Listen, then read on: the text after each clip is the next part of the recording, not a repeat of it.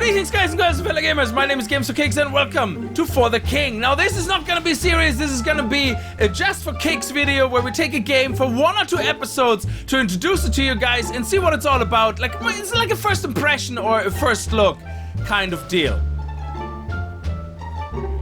For the King is a very interesting mix of genres. It blends together strategy, JRPG combat and roguelike elements. Each playthrough is made unique with procedural generated maps, quests and random events. For the King is in early access and was released on the 28th of February. It does feature a storyline which you play through by leading a party of adventurers through fast-paced and brutal turn-based combat, using a unique system for attacks and special abilities. And when I'm saying brutal, I'm not kidding, this game will kick your ass. For the King can be played through in solo mode, in online cooperative mode and local cooperative mode, which is very, very good. I like that they have the 2 different options for cooperative modes. Online cooperative mode though is currently in beta. As the game is in early access, this obviously will be something they're gonna work on going forward. And as it says there, it is not recommended for new players. It is mostly stable but lacks text, voice chat and fully shared UI. The rest is probably explained better as we play the game, but before we get into it, let us look at the lore store, which is the part that ties in with the roguelike elements of the game. As you play the game, you will earn lore points. You can then come to this lore store and exchange them for special items, places, events, or characters. For example, you only start with 3 or 4 character classes, but you can come in here then and for this number of points, unlock, for example, the woodcutter class, or the herbalist, a busker, or a trapper. You can also unlock items which you can assign to your characters right off the bat to make them stronger in the beginning, because as I said, the game is very unforgiving, and if you keep dying a lot, spending lore points on items might give you that edge you need to get a better start or to survive longer. You can also unlock special encounters. Now there is already special encounters in the game by default, and they just randomly pop up on the map. Like for example, a trader could just pop up right beside you and you can sell and buy items, which is great. In this case, for example, we only have the one encounter that we have unlocked. Well, we haven't unlocked it yet, but we still have to purchase it, but we have it unlocked for purchase, which for example would allow you to increase your stats of your party in exchange for gold, which is very, very nice. Then you have locations you can unlock, and they're kind of like events as well. They just randomly pop up on the map, and then you can again either exchange gold or you can roll a dice, you know, like to unlock certain rewards from them, which is very great, and it adds a lot to the replay value of the game. As I said, the rest is probably better explained as we play the game. I hope you're gonna enjoy it, and if you do, remember to kick that like button in the balls to support the channel, and if you're new to the channel and you like what you see, hit that subscribe button. So let's get started! We are going to play, of course, the solo adventure.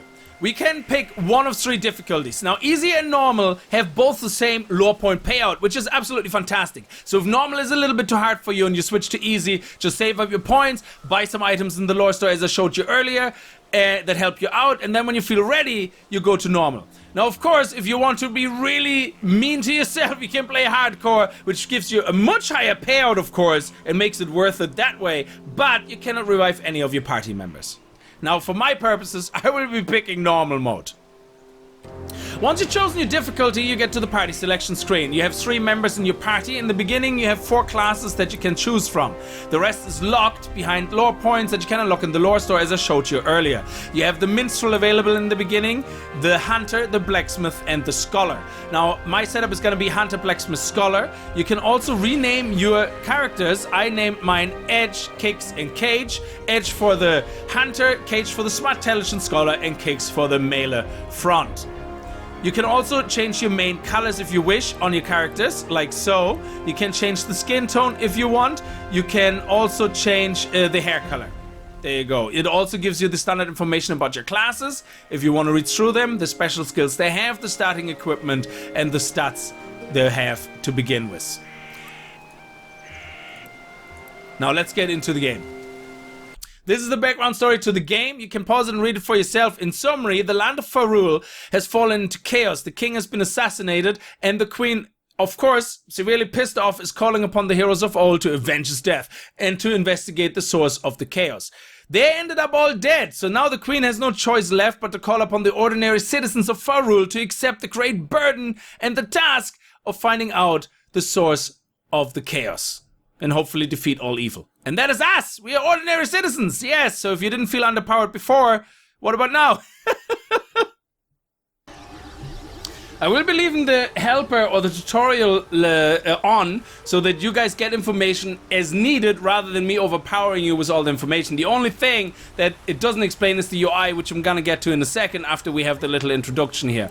So the first thing you're gonna have is Queen Rosamund addressing us. First the wizard Vexor vanishes, then my own husband was slain in his palace. You may be the last hope of Fahrul. And by that she actually means the last hope, because as you read the text earlier, she came to everybody else first, probably cats and dogs as well, and came to us last. So there's nobody left. So saying that does not put any pressure on us, because we are literally the last people. Now the first quest we're gonna get, or quest chain we're going to get, is to seek out Hildebrand in Woodsmoke. You will be told how best to aid our efforts. Once you receive your quest, you must complete it within 14 rounds. Otherwise our kingdom will be consumed by chaos! Dun dun dun. Quest objective, go to Woodsmoke, the Guardian Forest. Now this quest chain here, we can see it there on the right, is 14 rounds we have to finish the quest chain.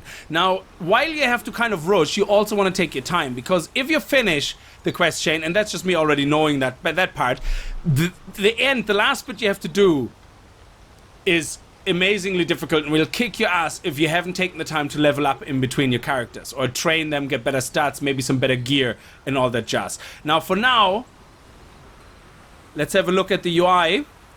I know it's not gonna let us, so we're gonna have to continue. Okay, we're gonna do the UI in a second.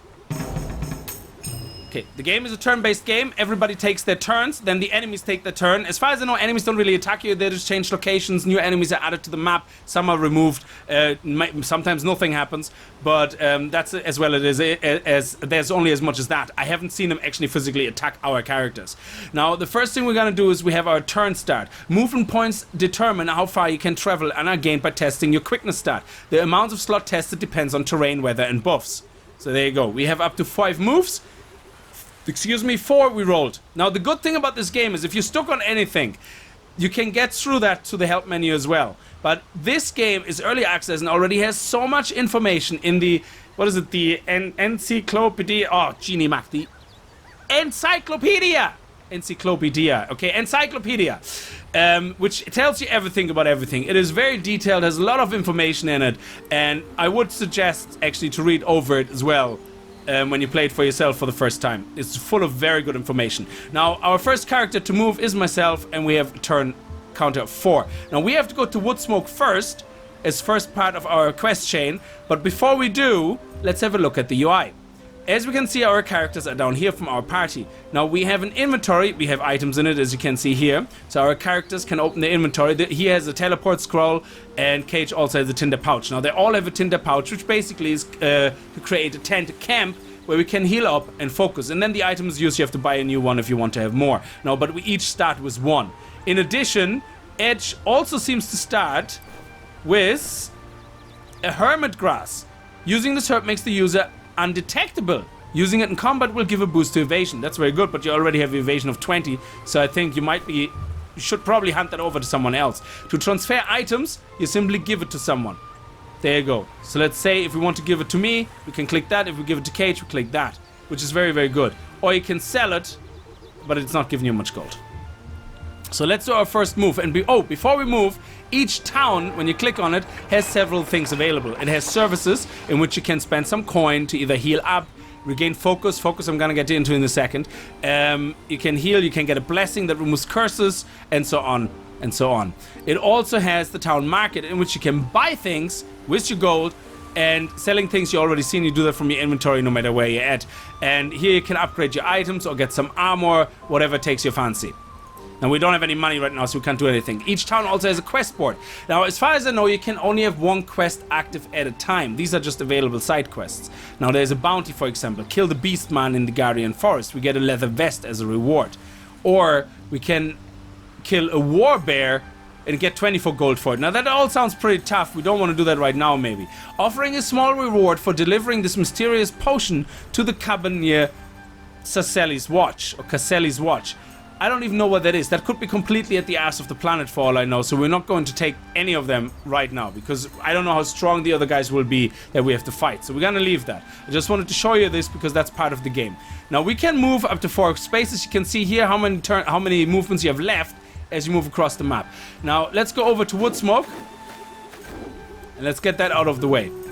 Again, a lot of things I explain as we go along because there is way more to it than that. Oh, also in the UI, you have your 3 statistics. You have armor, you have resistance, and you have evasion. Now, evasion is very high for Edge by default because he's a hunter and a bit higher for a scholar. So the tanky classes don't have as much evasion, but they have armor instead. And then you, of course, have your resistance skill as well, which in this case, our scholar already has 1, which is absolutely fantastic.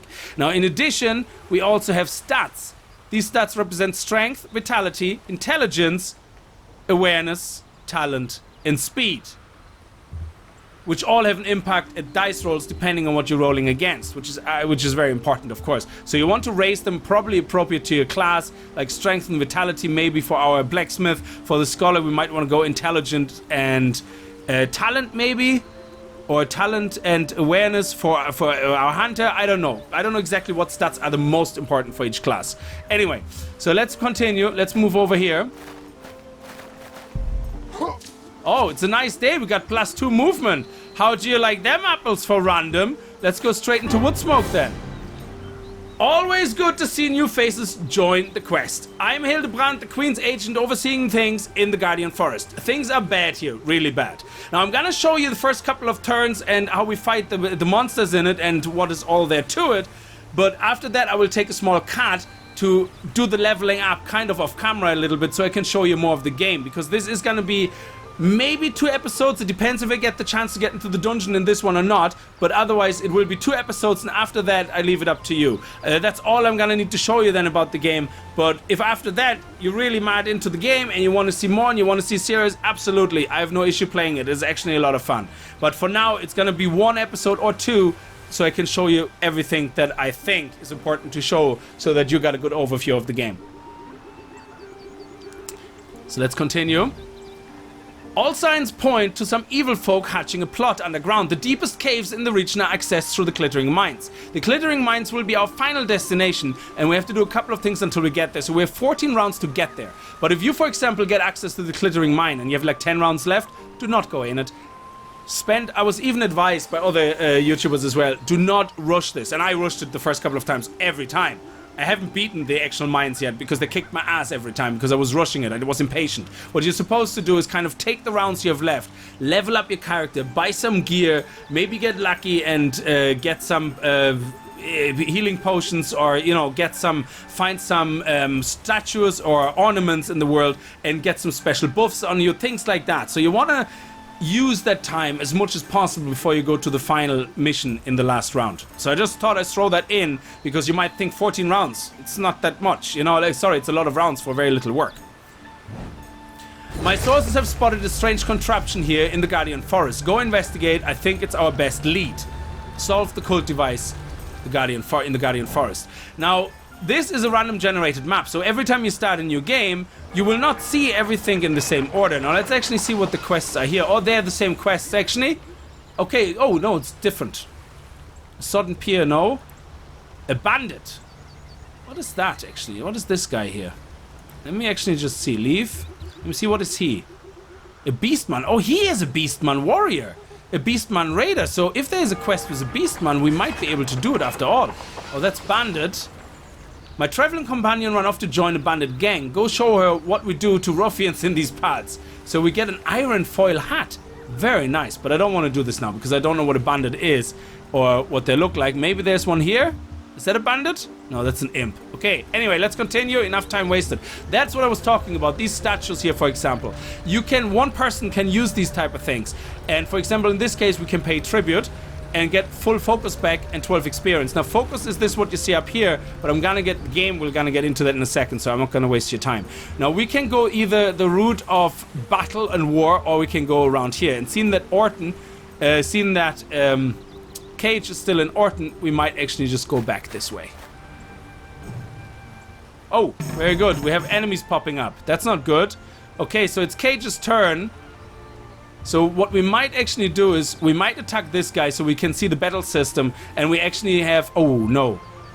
That's not good because I wouldn't be part of this battle then. I'm gonna tell you in a second what this means. So let's just move here for now and end the turn. And yes, it's my turn. So what we can do now is I can show you the battle system now, because if I attack this person now, you can see what I mean with what I meant by I wasn't close enough. The battle radius. Every time you attack an enemy, a battle radius appears around them. Every single person in that battle radius can join combat. Now, as far as I know, with the enemies, they have a chance to join the combat. Sometimes they don't. But on our side, all the players will join into the same battle that are near or on any of the highlighted battle radius hexes, which is very, very good. So you can kind of be on the other side of the forest, but still get sucked into a battle and help out. Now, the sad part is he will get also a helping hand. What you can do now is you can try to ambush the guy to isolate them and end up fighting only whatever is on this square. There could be more than one person on the square, of course. So let's actually try the ambush just to see how it works. There you go, we were actually successful. It rolls a dice basically for each of those icons, and as less icons are highlighted or rolled successfully, the lower your chance of actually succeeding, of course. Now, in the beginning, we have Kickz starting now here. Up there's our timeline of turns. And I think it's the quickness stats.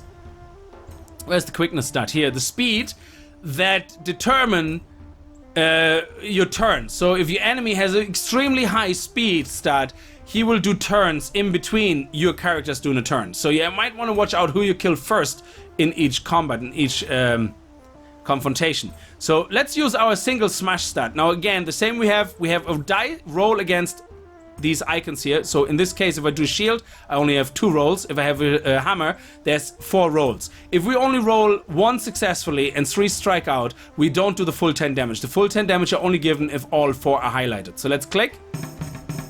Nice! Oh, and we got a critical! One hit wonder. Unbelievable. We killed his ass dead. Very good. I like it. Down here we have our level and experience. I forgot to probably go over that as well. And the health bar. But I suppose that's kind of... and the attack damage, which was kind of self-explanatory, I suppose, was the health bar and the experience. Anyway, so he's dead, so we don't have to worry about him. Now let's... is there any turn left? Yeah, let's move over here.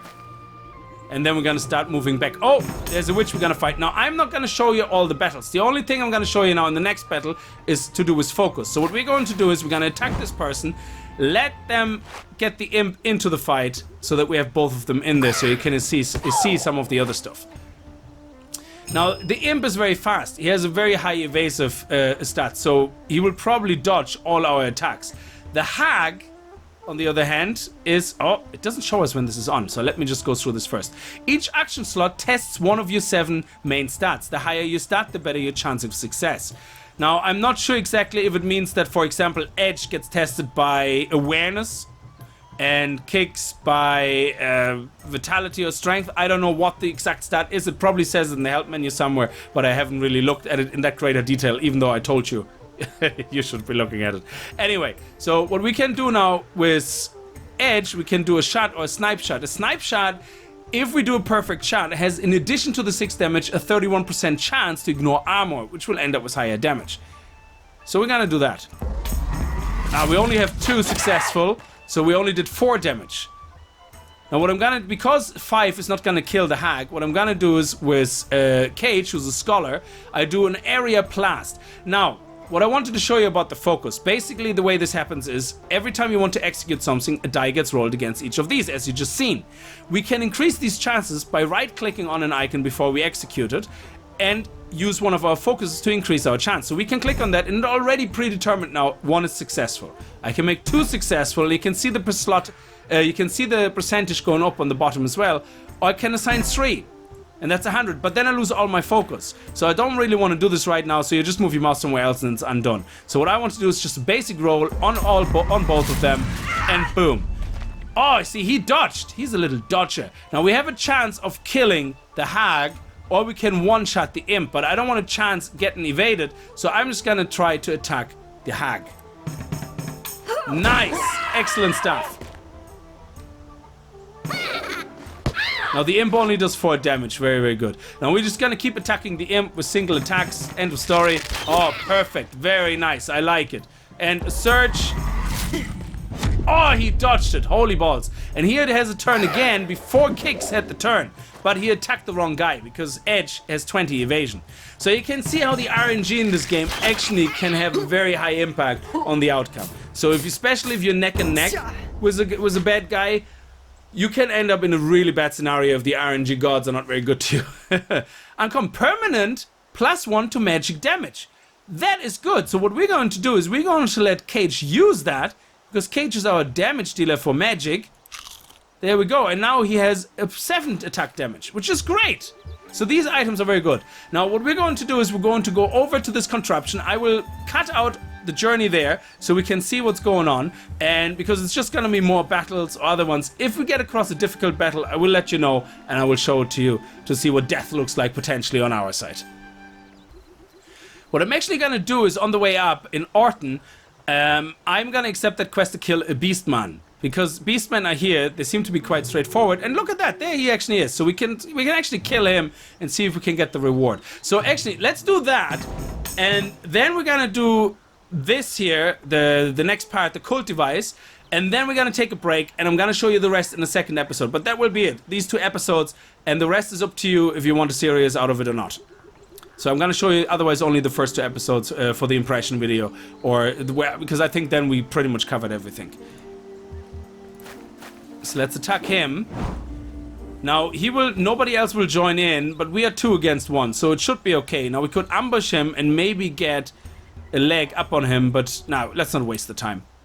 Oh, 3 of them and we only 2. Holy balls, and we are 6 damage already down. Whoa. Using focus can be the difference between life and death. Yes, that's what I was talking about. Now what we might want to do is we want to do an area blast and we want to make sure they all get hit. Yeah, let's do that. Oh, I didn't actually assign it. Sorry, I didn't actually say yes to it. So, oh, it only went for 2. Now, he is the quest objective. He is a quest objective, and he is as well. Oh, we have to kill all 3 of them. Holy balls, he hit us for 10. Wow. I have a bad feeling about this, guys. So, let's see which enemies we should attack. I think if we can get this guy down with 1 hit, let's do it.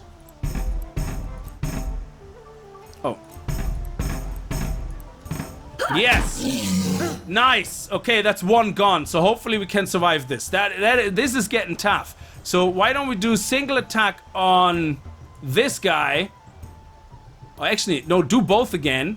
Because we're not going to be able to kill one of them anyway. And spend all our mana to guarantee the success. Boom! Very good. And now I can end up killing the Beastman Raider. Oh, he seemed to have missed! That is amazing! No! Oh, yes! Oh, you're amazing! That dodge is brilliant. Now, I have no more help left, so hopefully, at the risk of not being able to hit this guy, what I might actually do is I take out this guy just in case we get a couple of fail rolls. Yes! That was perfect. And now we're gonna do single attack. Boom! Awesome. And that's it now. 1 more attack. He won't be able to kill us now. That is fine. That is fantastic. And then we can go into Orton and heal up if we need to. So let's just kill the guy.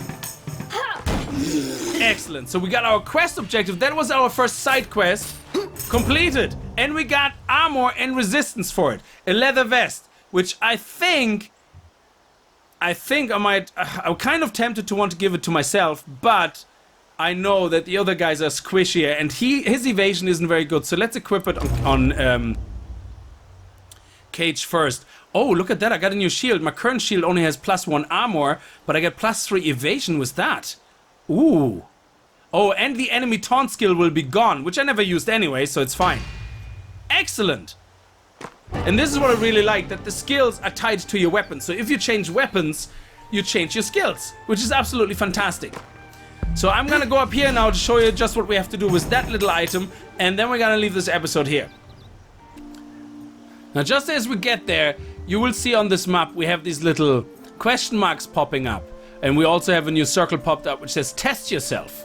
Shift click for more info. While traveling in the wilderness, one will happen upon a variety of situations and encounters ranging from fortuitous to outright deadly. Unknown encounters marked by question marks may be identified with an identity scroll. Okay, so we could go there and it could absolutely kick our ass with a super boss or whatever. Or it's a treasure, I don't know. So let's not do it for now. Let's not get sidetracked. So let's just go over to the device and click on it. Now, the way this works is he's gonna tell us about focus again because I just saved the game and then it had to reload it and it returned on everything from the practice menu without actually acknowledging that it already told us that. Now, attempting this, if we click attempt now, it will roll 4 times. If no roll succeeds, we end up with 1 chaos emblem, which is really bad. The more chaos emblems we have, the worse the whole situation on the map becomes. Like stronger enemies, darker enemies, I think bigger ones, it's just gonna turns into a lot of hassle. So you don't want that. If we only get 1 successful, we get 10 damage. Now whoever the person is that rolled on it, and the moment it's kicked, so I would get 10 damage. If I only roll 2 successful, I get 5 damage, so I need 3 or 4. So what I'm going to do is I'm gonna spend my last 2 focus points and hope that I get at least 1 success, 1 roll. Nice, there we go. Now, we unlocked the cult device. We got 1 lore point. Every time at this point of the quest, you get a lore point. So I have 4 now. So, come on. Oh yeah, collect. Great work. They'll think twice about leaving their junk in my forest. Looks like those purple-robbed folk didn't appreciate us breaking their big toy. I'd say it's time we formally introduce ourselves. Best prepare for a good fight. Kill the Chaos Leader. This is the Chaos Leader. Holy balls, he actually spawned right here. That is very rare because usually he spawns like at the other side of the map again. So what we can do now is we can either attempt to kill him and at this stage probably get killed ourselves, or if we shift left click for more info. Okay, this could be a tough fight. I'm gonna say there's gonna be at least 3 people fighting and they're gonna be tough. So what I want to do is maybe do other things first, and then as we get a little bit lower in rounds, let's spend 2-3 rounds leveling up and then go here and then level up more before we go to the mine. But that is it for this episode. As I said, it will be 2 episodes just to show you as much as possible from this game. If after that you want to see a series on it, absolutely I will do it. But otherwise, that was it. Just4Kickz over 2 episodes, first impression, whatever you want to call it, on For the King. I hope you enjoyed it. If you did, remember to kick that like button in the balls, and I hope I see you guys in another video. And if you're new to the channel and you like what you see, hit that subscribe button, and I'll see you guys next time. Until then, as always, Viel Spaß and happy gaming. Now I am kind of curious what is under these question marks because I haven't really been in one of those. So let's see. The hilt, the plate, 1, 2, 3, 4, 5, nothing. Oh, that would be awesome if we could gain an item from that. I wonder what type of item is, a scroll or a potion or something. So we can just go by chance, or we can just spend. Oh, Cage only has 3 points. Might as well use them and let's see. Yes! Oh, look at, oh my god! Oh, ho, ho, ho. Yeah, baby, collect. And then, please hand it over to, oh, we're not near. Oh, hand it over to my blacksmith, please. Thank you very much. Oh, he's refocusing as well. Awesome. Come on, gimme, gimme, gimme, gimme, gimme. I want that sword. I want that sword. Gimme, gimme, gimme. Okay, let's open your inventory. Class sword. Hand it to Kickz. And Kickz, open the inventory and equip. Oh, look at that. Nice. Our blacksmith hammer did 10 and had a shockwave. What is this? It's shatter. Oh my god, it has a special skill and everything. This is awesome.